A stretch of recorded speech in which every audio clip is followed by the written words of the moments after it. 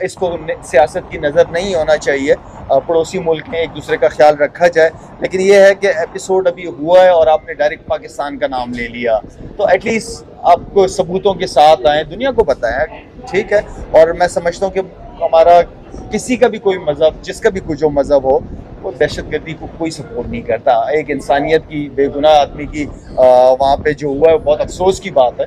पाकिस्तान में जो होता रहा है, बहुत अफसोस है। इस तरह की चीज़ें नहीं होनी चाहिए। पड़ोसी मुल्क हैं, एक दूसरे के ऊपर पड़ोसियों के वैसे भी हकूक होते हैं, तो मैं समझता हूँ कि आपस में रिलेशनशिप बेहतर रहने चाहिए। लड़ाई झगड़े क्या होगा, पानी बंद करेंगे तो हमने इसको ऐलान जंग कहा है, वो तो पानी बंद करने की तैयारियां कर रहे हैं, बल्कि करना शुरू कर दिया है। तो आगे तो ये तो पानी पे जंग होती दिखाई दे रही है वाज़े तौर पे।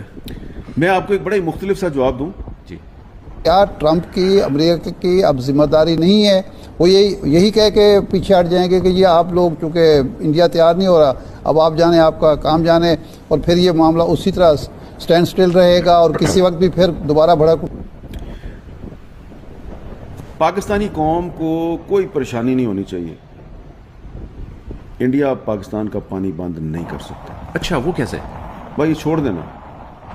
अगर वो कोई डैम भी बनाएंगे ना 10 साल बाद, 15 साल बाद, तो तब भी उस डैम का कंट्रोल हमारे हाथ में होगा।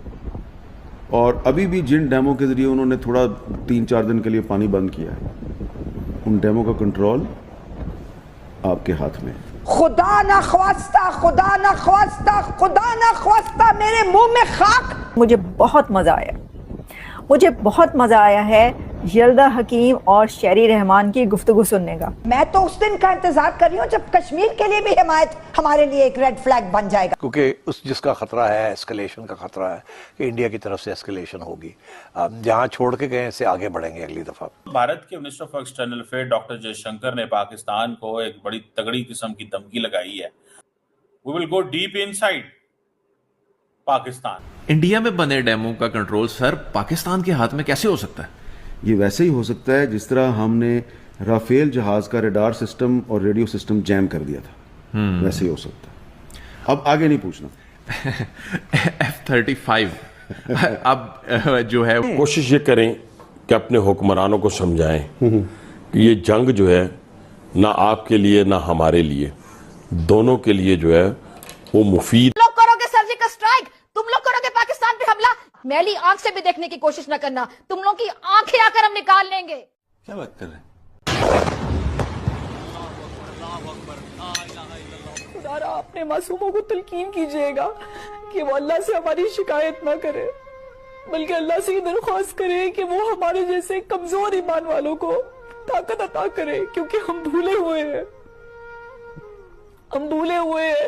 कि मनफत एक है। पूरी दुनिया हमें देखती है कि हम तो फोर्स्ड कन्वर्जन करते हैं, वो मियां मिट्ठू के जरिए सिंध में अपनी हिंदू बच्चियों को अगवा करके उनकी ज़मीनें और उनके कारोबार में हिस्सा लेने के लिए उनको फोर्सफुली मुस्लिम कन्वर्ट करके, तो ये यहाँ पर करने। इंडिया में आज फिर नरेंद्र मोदी ने एक बड़ा स्ट्रांग बयान दिया है। इंडियन प्राइम मिनिस्टर ने उसने कहा है कि ये अभी ऑपरेशन सिंदूर खत्म नहीं हुआ। वो भी इससे मुराद ये है to give a message to the countries in the region, look how capable India is.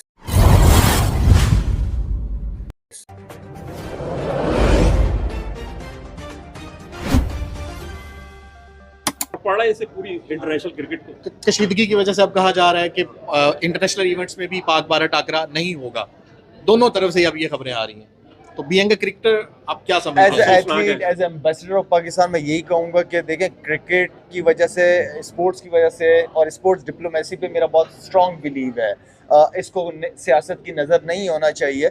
पड़ोसी मुल्क में एक दूसरे का ख्याल रखा जाए, लेकिन ये है कि एपिसोड अभी हुआ है और आपने डायरेक्ट पाकिस्तान का नाम ले लिया, तो एटलीस्ट आपको सबूतों के साथ आए, दुनिया को बताएं, ठीक है। और मैं समझता हूँ कि हमारा किसी का भी कोई मज़हब, जिसका भी कोई जो मज़हब हो, वो दहशतगर्दी को कोई सपोर्ट नहीं करता। एक इंसानियत की, बेगुनाह आदमी की वहाँ पे जो हुआ है, बहुत अफसोस की बात है। पाकिस्तान में जो होता रहा है, बहुत अफसोस है। इस तरह की चीज़ें नहीं होनी चाहिए। पड़ोसी मुल्क हैं, एक दूसरे के ऊपर पड़ोसियों के वैसे भी हकूक होते हैं, तो मैं समझता हूँ कि आपस में रिलेशनशिप बेहतर रहने चाहिए। लड़ाई झगड़े का कोई रिजल्ट है नहीं, क्योंकि दोनों टाइम पे आपका PSL भी है और IPL भी चल रहे हैं, दोनों बड़ी लीग्स चल रही हैं।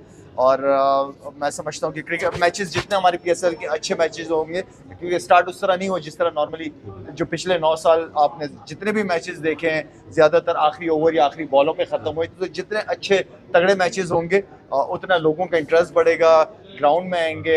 हाँ, मैं ये लाजमी कहूँगा कि अब PSL के जो मैचेस हैं वो कराची इसलिए कि क्राउड इतना ज़्यादा नहीं आ रहा, क्या वजूहत है वो बेहतर जानते हैं, लेकिन इस क्रिकेट को आप फैसलाबाद, सियालकोट, उन छोटे शहरों में लेके जाएं जहाँ ग्राउंड है, इंफ्रास्ट्रक्चर है आपका, वहाँ पे जब क्राउड आएगा तो वहाँ पे क्राउड लोग तरस रहे क्रिकेट देखने के लिए, क्योंकि हम जब भी कोई इंटरनेशनल क्रिकेट होती है PSL तो बड़े शहरों में ज़्यादा कराने की कोशिश करते हैं, लेकिन इस क्रिकेट को छोटे शहरों में भी लाजमी लेके जाना चाहिए। अच्छा, पाकिस्तान इंटरनेशनल मैचेस हार रहा है चैंपियंस ट्रॉफी में, पड़ा है कि लोगों का इंटरेस्ट खत्म हो रहा है और ये इंटरेस्ट बहाल करने के लिए जरूरी है। एक वजह ये भी हो सकती है, बिल्कुल। मैं ये समझता हूँ कि जितने भी हमारे क्रिकेटर्स हैं इन्होंने पास में बहुत ज़बरदस्त परफॉर्मेंसेस दी हैं, लेकिन कोशिश ये करनी है कि जो बड़े इवेंट्स हो, हार जीत अपनी जगह, लेकिन एटलीस्ट एफर्ट नज़र आनी चाहिए, लड़ते हुए प्लेयर्स नज़र आएँ। और यही हमारे सारे स्टार्स हैं माशाल्लाह से।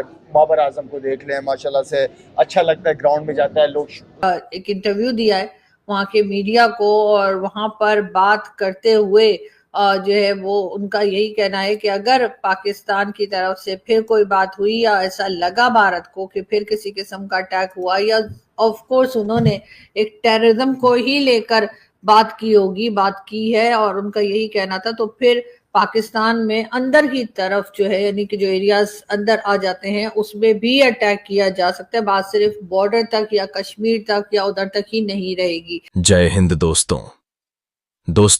22 मई की वह मनहूस तारीख जब जम्मू कश्मीर के सुंदर और शांत पहलगाम घाटी में एक कायराना आतंकी हमला हुआ।